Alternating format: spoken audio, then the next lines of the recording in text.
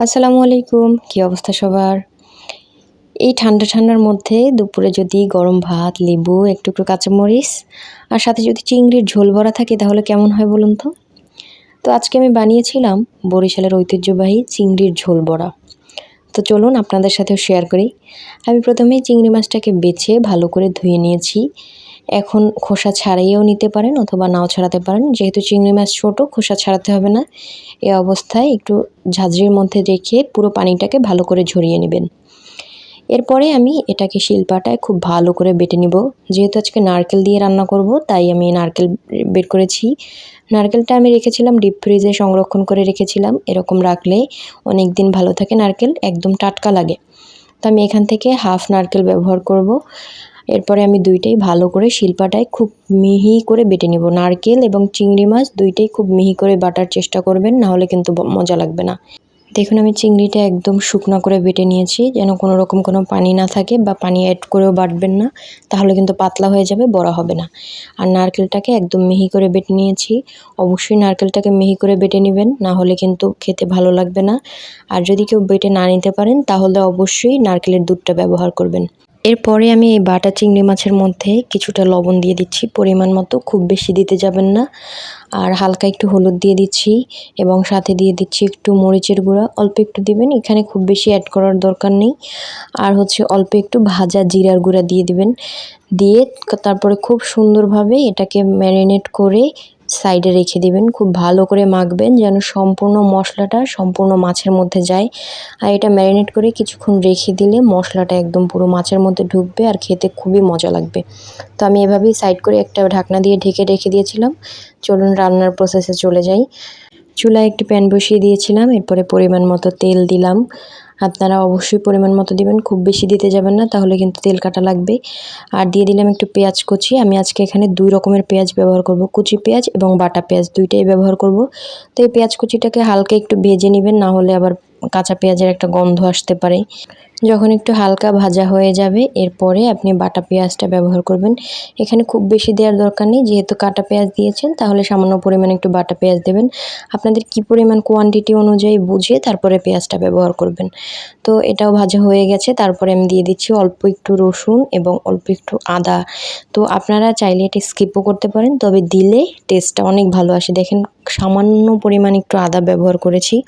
আপনারা চাইলে দিতেও পারেন, নাও দিতে পারেন, এটা আপনাদের টেস্টের উপর ডিপেন্ড করে। এরপর খুব ভালো করে মশলাটাকে কষিয়ে নেব। কষিয়ে নেওয়ার পরে হালকা একটু জিরা বাটা দিয়ে দিচ্ছি। তো একদম মাংসের মতোই লাগবে, কিন্তু খুব মজা লাগবে দেখবেন। বরিশালে এটা খুবই ঐতিহ্যবাহী। তো মশলাটা ভাজার পরে আমি একটু ঝোল দিয়ে তারপরে লবণ দিয়ে দিয়েছি আর হলুদ মরিচ দিয়ে দিয়েছি। হলুদ মরিচটা অবশ্যই আপনারা একটু বুঝে দিবেন, কারণ আমি কিন্তু আগে থেকেই মাছের মধ্যে একটু হলুদ মরিচ মেখে রেখেছিলাম। তো এই পর্যায়ে একটু ভালোভাবে কষিয়ে নেবেন। এই মশলাটা যত বেশি কষাবেন আপনার রান্না এবং খাবারের টেস্ট তার তত বেশি মজা লাগবে। তো আমি প্রায় 2-3 বার কষিয়ে নিয়েছি। একদম খুব ভালো করে কষাবেন, যতক্ষণ না মশলাটায় একদম তেল ছেড়ে দিচ্ছে ততক্ষণ পর্যন্ত কষাতে থাকবেন।